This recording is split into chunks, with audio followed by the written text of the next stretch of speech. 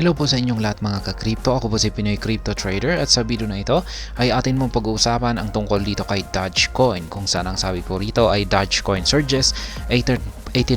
Is Doge price eyeing $2 mark? Kaya ayan, nakaranas daw po kasi ng pag-angat ang presyo ni Dogecoin ng 18%. At dahil sa 18% na kanyang price surge na ito ay sinusubukan nga ba ni Dogecoin na akyatin ang mataas na presyong $2. Yan, ang $2. Kaya yan po ang ating aalamin sa balita na ito, pero bago po tayo magpatuloy ay nais ko lamang po munang bigyang linaw ang aking disclaimer kung saan ang nilalaman po ng video na ito ay hindi po ito isang financial advice. For education and information purposes lamang po ang layunin nito. Maliban po dito ay nais ko na rin pong magbigay babala na wala pong kahit anumang group chat ang Pinoy Crypto Trader.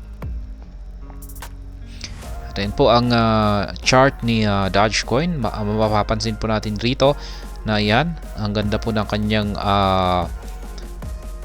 pag-angat sa kanyang presyo. Ito po ay yan, daily chart time frame po ito ni Dogecoin.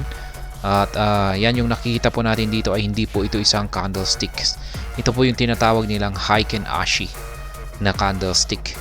Mas ginagawa po nitong malinaw yung mga formation ng mga candlestick pattern nito, pero hindi po yan yung actual na candlestick. Why is Doge price up? Ano nga bang dahilan kung bakit umaangat si Dogecoin?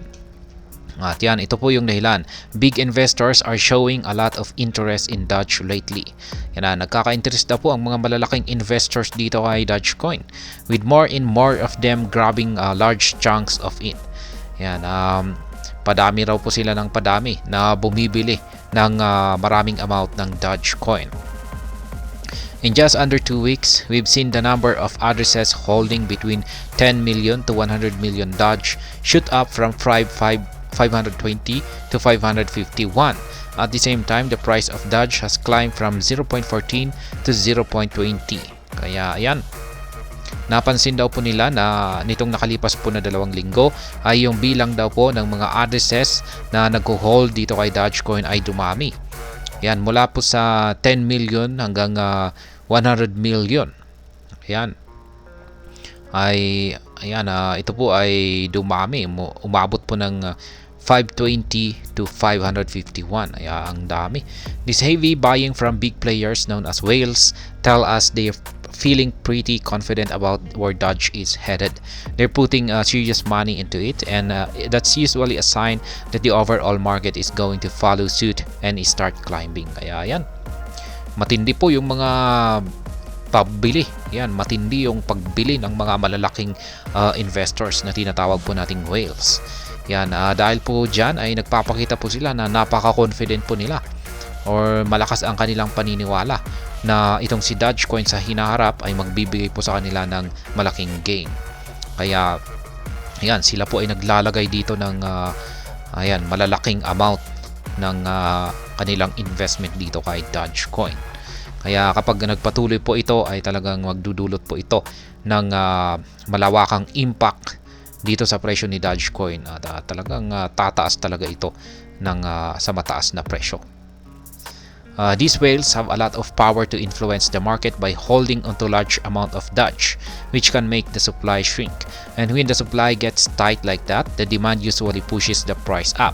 So seeing these whales loading up on Doge suggests they are expecting the price to keep going up, maybe even more than it already has. Kaya ayan, meron daw po kasing kapangyarihan ang mga whales na ito, yung mga malalaking whales na ito. Kasi kung pag sila po ang bumibili ng maraming Dogecoin at ina-accumulate nila ito, tinatago nila ito para i-long term hold, ay nagkakaroon po ng kakulangan sa supply ng Dogecoin. At dahil sa kung may kakulangan ito or mayroon itong scarcity ay tataas yung kanyang demand. At kung pag tumaas yung demand ay tataas yung kanyang presyo. Kaya yan po ang kapangyarihan ng mga whales na kaya po nilang gawin sa isang market. Kaya yan yung mga ginagawa ng mga whales ngayon na patuloy na pagbili ng malalaking amount ng whales na ito ay ayan, nagpapakita po ito na asahan po natin na magpapatuloy po sa pag-angat sa presyo itong si Dogecoin. Kaya ayan, kaya nga ba na akyatin ni Dogecoin ang presyong $2 sa hinaharap?